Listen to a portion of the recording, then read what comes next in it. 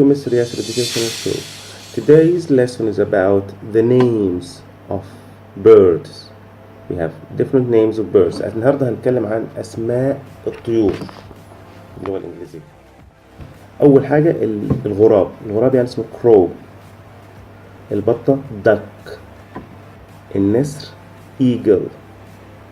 الفلامينجو هي نفسها. الوز جوز.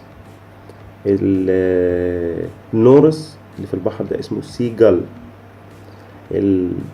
في صقر وفي نوع من انواع الصقور اسمه هوك، والصقر اسمه فالكون. في تشيكن او الفرخة، وفي الفرخة الكبيرة بيسموها هن. بعد كده الديك اسمه روستر. في طير كده بيطير بجناحاته بيحرك يمكن 1000 مرة في الثانية ولا بتاع، اسمه الهامينج بيرد، الطير الزنان أو الطنان. في بعد كده الأوستريتش، تعتبر من البيردز، اللي هي الأوستريتش اللي هي النعامة. وفي الأول اللي هي البومة. وفي الباروت اللي هو الببغاء، برافو عليك. وفي البيكوك اللي هو الطاووس. وفي البنجوين يعتبر من الطيور. البنجوين اللي هو طائر البطريق.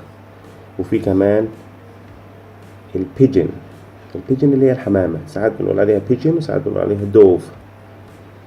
في السبارو العصفور الصغير، العصافير بسميها السباروز.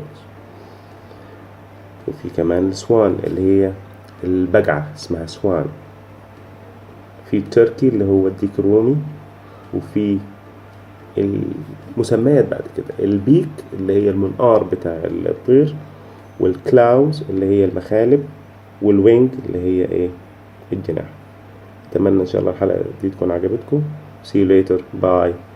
If you like this video, please subscribe and press like. Thank you very much. السلام عليكم.